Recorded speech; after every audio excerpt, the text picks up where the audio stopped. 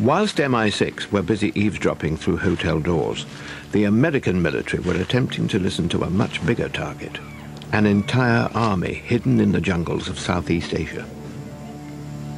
Igloo White was the code name for a program designed to monitor infiltration down the Ho Chi Minh Trail during the period of U.S. involvement in Vietnam.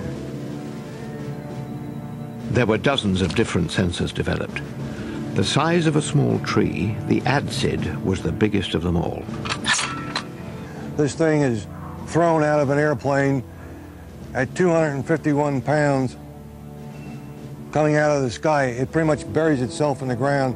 So about the only thing sticking up is from about my hand up. So you'd be going down the trail, all you'd see is this little plant-like thing sort of buried in the woods. Once triggered by a specific sound, like a Viet Cong convoy setting off a mine, the sensor would send a signal to a nearby aircraft, which in turn relayed it to a ground station.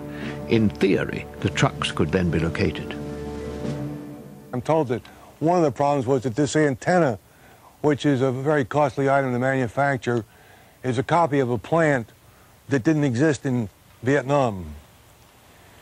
Consequently, the North Vietnamese coming down the trail would see this strange-looking plant that didn't grow in Vietnam and say, must be another one of those American sensors. They dig it up and there goes the sensor. We spent about $92 million on this program, and it turned out that it didn't stop the infiltration. Plastic plants in the jungle may be easy to spot, but a tiny transmitter planted in a room is much, much harder to find. That's the job of a specialist bug hunter, known in the trade as a sweeper. In the early 1960s, the best way to locate a transmitting bug was to find its signal as it broadcast the stolen conversation over the airwaves.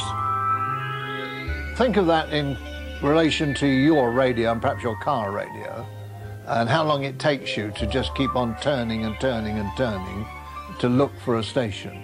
What you're covering with your radio is a fraction of the spectrum.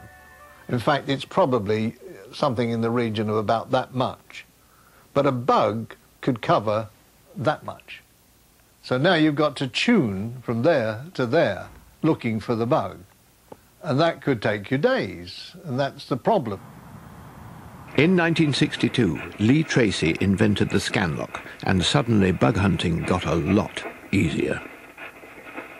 This is scanning all of the time, a massive range, way into the gigahertz range. And it's doing so in less than a second for the whole scan.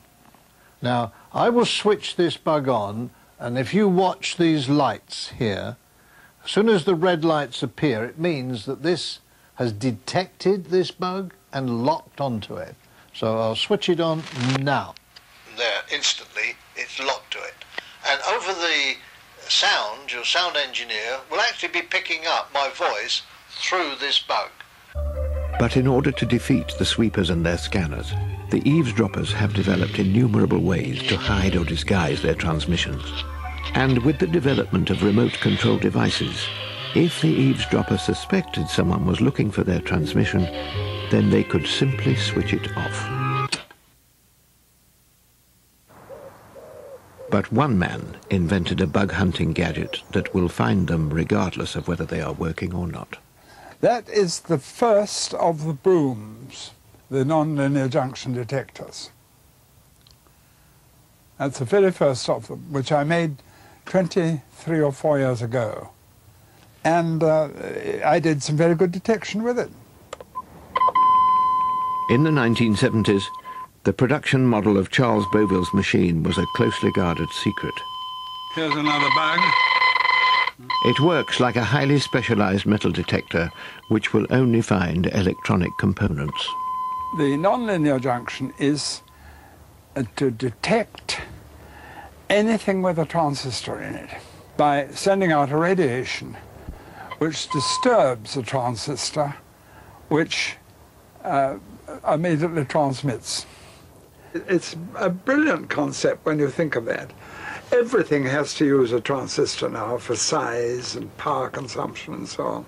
And everything that has a transistor in it will be detectable on that device. New fibre optic devices will defeat Charles Beauville's machine. And in today's high-tech world, the days of the men in sheds are numbered. But whatever technology eavesdroppers use, in espionage, everyone expects the walls to have ears. We had a young lady who was, I won't give her name, but cute as a bug's ear. We'd pick her up on telephone taps, and every so often she'd talk to her boyfriend somewhere, and she'd say, "Careful, the worms are listening," ha ha ha, and then keep right on going. But she was always thinking of us, and I just couldn't believe she was a communist.